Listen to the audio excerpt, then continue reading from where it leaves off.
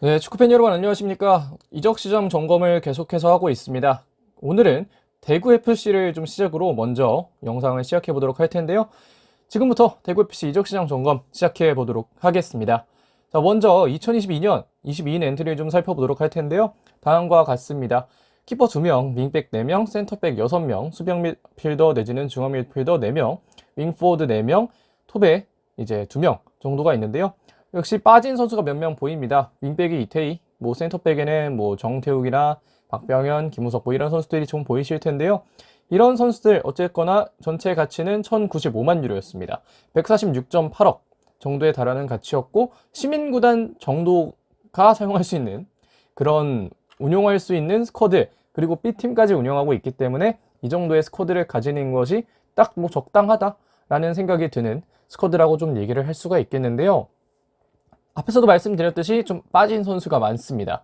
인앤아웃을 보면 정태욱, 박병현, 김우석이 센터백 자리에서 이탈을 했는데요.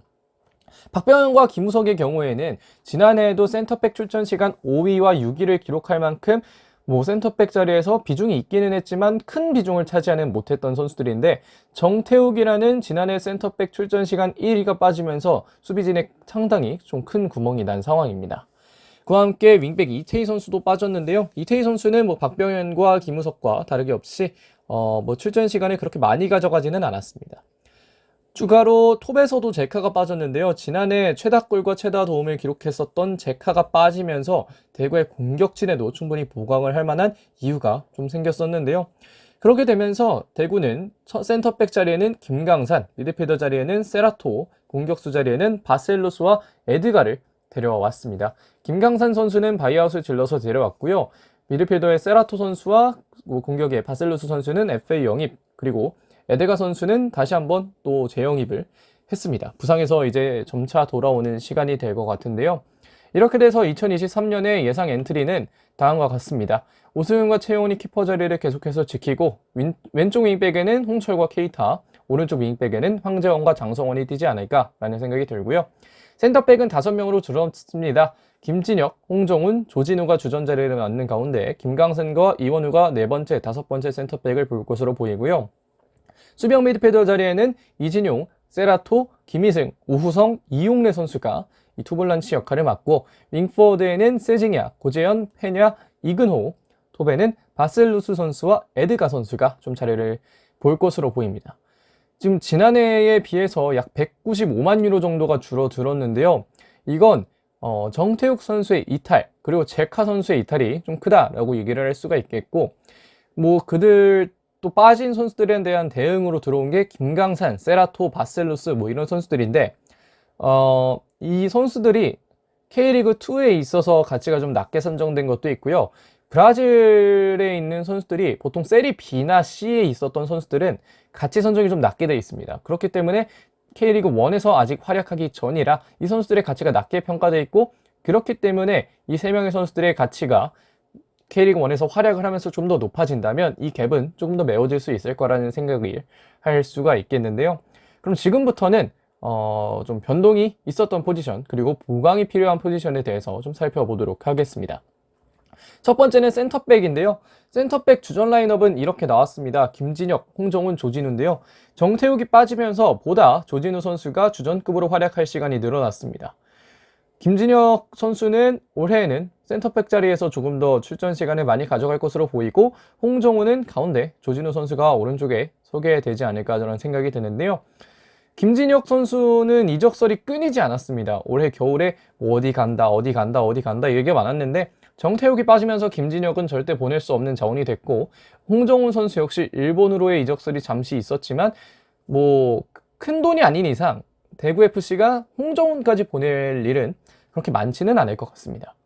그리고 조진우 선수의 경우에는 올해 주전으로 좀 도약할 것이라고 좀 보이기 때문에 한 단계 조금 더 도약을 할 수 있는 시즌이 되기를 본인이 좀 바라고 있을 것 같은데요. 이 3명의 주전 조합은 K리그1에서 크게 밀리는 조합은 아닙니다. 약간의 불안감이 없다고까지 말할 수는 없지만 불안감이 그렇게 크지는 않은 그렇게 센터백 주전 라인업을 구성할 수 있는 대구가 될 텐데요. 좀 문제를 찾아보자면 역시 서브에 있습니다. 김강산 선수는 K리그2에서 충분히 검증된 선수입니다. 다만 K리그1에서의 경험이 온전히 있는 선수가 아니고, 그렇기 때문에 지난해 김강산이 닐손 주니어, 이동희와 백3에서 좋은 활약을 했다고 하더라도 약간의 불안감을 질 수는 없는 상황인데요. 바이아웃을 통크게 질렀기 때문에 그 효과를 김강산 선수가 잘 보여줘야 되지 않을까 싶고, 개인적으로는 적응을 할 가능성이 훨씬 더 높다고 생각하지만, 이 점은 김강선 선수와 대구FC 코칭 스텝에게 좀 더 달려있지 않을까 싶습니다. 다섯 번째 센터백인 이원우 역시 약간은 변수인 선수라고 좀 얘기를 할 수가 있겠는데요. 2003년생의 어린 선수이고 피지컬이 상당히 좋기 때문에 정태욱이라는 좀 큰 선수를 메울 만한 선수로 키우게 된다면 좋겠지만, 아직까지는 어린 선수이기 때문에, 지금 보시다시피 만으로 19살의 선수잖아요. 아직은 좀 볼만한 여지가 좀 많다고 생각을 하고, 그렇기 때문에 다섯 번째 센터백이라는 자리가 적당하게 보일 수도 있겠지만, 만일 대구라는 구단이 조금 더 높은 위치에 가고 싶다면 이원우 선수가 다섯 번째 센터백 자리에 있는 것보다도 뭐 다른 선수를 데려오면서 좀 더 뎁스를 강화시킬 수도 있겠는데요. 다만 이게 좀 약간 뭐라고 할까요? 약간 아쉬운데? 라는 생각이 드는 정도의 어떤 뎁스지, 뭐 이렇게 시즌을 굴려서는 안 된다, 그래서 보강이 꼭 필요하다 정도의 뎁스는 아닙니다. 이쪽은 좀 변동이 있었던 정도라고 생각을 하시면 좋을 것 같고, 앞에서 좀 약간은 문제가 있을 수도 있다라고 얘기를 했지만, 뭐 낙관주의적으로도 보려면 충분히 볼 수 있는 라인업이라고 생각을 하기는 합니다. 자, 그럼 이제 수비형 미드필더로 넘어가 보도록 할 텐데요. 수비형 미드필더 주전은 이진용과 세라토로 좀 예측이 됩니다.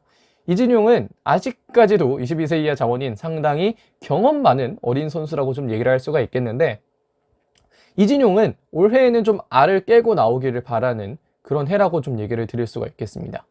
사실 이진용의 스타일 자체가 터프한 것도 있지만 카드가 많고 파울이 좀 많잖아요. 근데 사실 이런 점들은 본인의, 앞에서 말했듯이 본인의 스타일도 있겠지만 본인의 어떤 피지컬적으로 약간은 좀 따라가는 게 둔할 때가 가끔씩 보이거든요. 본인의 에너지 레벨도 좋고 적극적으로 경합해주는 것도 정말 좋은데, 본인이 피지컬적으로 조금 더 순발력이나 이런 걸 키워준다면 보다 더 좋은 수비형 미드필더로 향후에 더 많이 성장한다면 국가대표까지도 노려볼 수 있을 만한 미드필더로 충분히 성장을 할 수 있다고 믿기 때문에, 이진용은 보다 본인의 피지컬을 키워주는 게 좀 필요할 것 같다. 그리고 수비적인 어떤 전술적인 뭐라고 할까요? 그런 능력, 그렇게 좀 움직여주는 능력도 좀 키워줄 필요가 있겠다라고 좀 얘기를 드릴 수가 있겠고, 세라토 선수는 대구 중원의 변수입니다.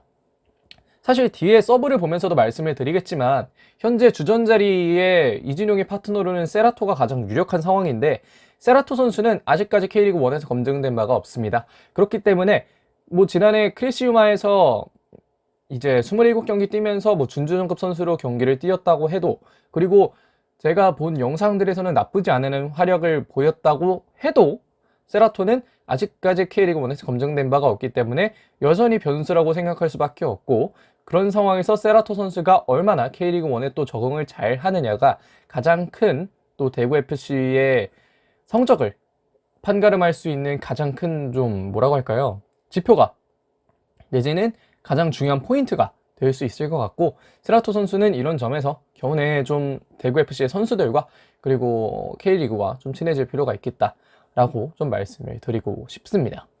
넘어가서 서브를 또 말씀을 드리면, 지금은 김희승, 오우성, 이용래인데요. 김희승은 2003년생의 어린 수비형 미드필더 자원입니다. 김희승의 경우에는 뭐 패스 길도 상당히 잘 보는 선수고, 뭐 여러 가지 측면에서 충분히 성장하겠다라고 판단할 만한 여지가 충분한 선수인데요. 그런 만큼 올해에는 좀 출전 시간이 늘었으면 합니다. 22세 이하 자원이 많지만 또 사용을 하려면 또 사용을 할 수 있기 때문에, 김희승이라는 선수의 출전 시간을 좀 늘려준다면 이 선수도 한 단계 스텝업을 충분히 할 수 있는 선수거든요. 그렇기 때문에 김희승의 출전 시간을 좀 늘었으면 한다라는 얘기를 드리고 싶고, 오우성 역시 아직은 애매한 자원이기 때문에 함께 좀 더 올라왔으면 하는 자원입니다. 그 이유는 이용래 선수의 출전 시간이 너무 비정상적으로 많기 때문인데요. 86년생의 선수치고는 1573분은 꽤 많은 수치입니다. 뭐 다른 뭐 여타 포지션을 보더라도, 그리고 뭐 다른 구단을 보더라도 86년생의 플레잉 코치가 1500분을 뛰는 팀은 없거든요.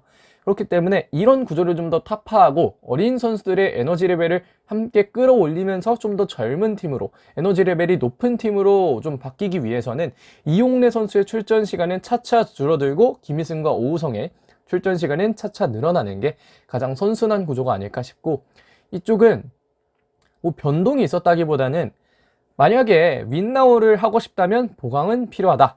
대신 윈나우만을 노리는 게 아니라면, 그렇다면 이용래를 중점으로 해서 이 두 명의 어린 선수들의 능력치를 키워줄 만한 필요가 있다 라는 좀 말씀을 드리고 싶어서 이 자리에 좀 넣어봤습니다.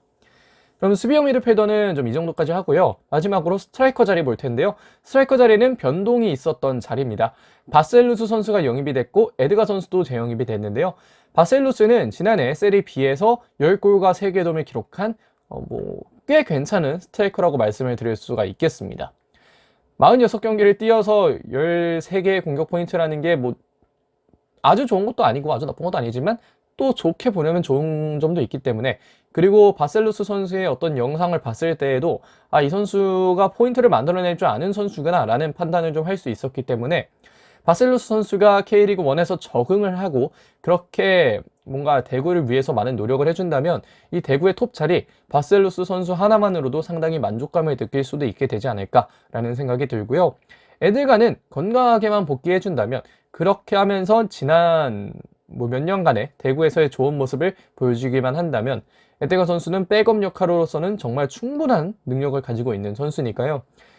이 두 명의 조합이 얼마나 잘 적응하는가, 그리고 얼마나 안 아픈가, 이 두 가지의 어떤 포인트에서 좋게만 보여준다면, 그렇다면 대구의 톱 고민은 줄어들겠지만, 이 선수들이 적응이 안 되고 조금 아프고 이러면 대구의 톱 고민은 계속 커질 수밖에 없다. 그렇기 때문에 이 두 명의 선수 활약이 상당히 중요하다라고까지 좀 말씀을 드릴 수가 있겠습니다.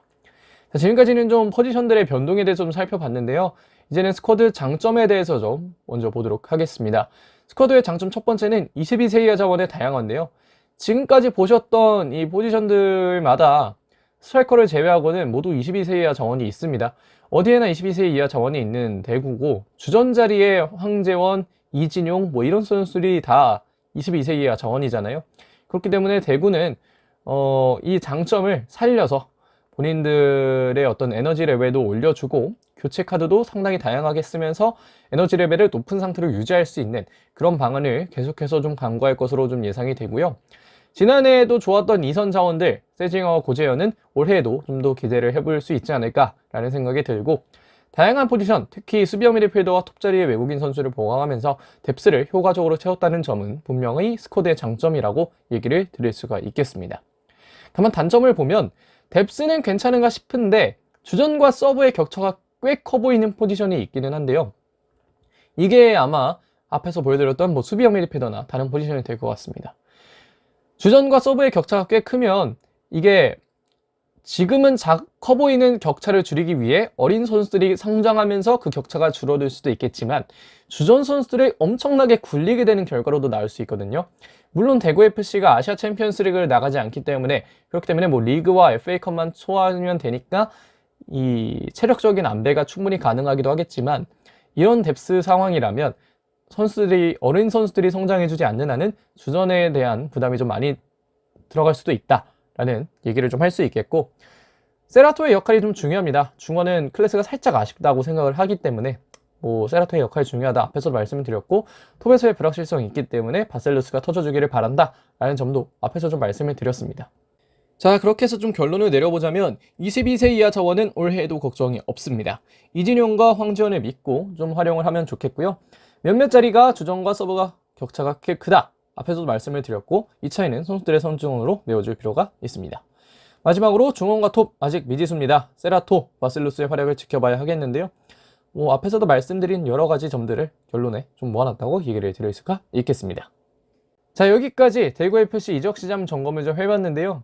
대구FC라는 팀은 시민구단이지만 꽤 긍정적인 구조를 가지고 있는 구단이고, 그렇기 때문에 이 구단이 성적을 잘 내면 잘 낼수록 다른 시민구단 역시 이 팀을 배우고 성장할 만한 여지가 충분히 있는 그런 구단이라고 생각합니다. 그렇기 때문에 대구가 얼마나 올해 또 잘해주느냐가 K리그의 어떤 성패를 가를 수 있는 중요한 요소라고 생각을 하는데요. 대구FC 올해 어떤 모습 보여줄지 좀 기대를 하면서 지켜보도록 하겠습니다. 이번 영상 여기까지 하도록 하겠습니다. 고맙습니다.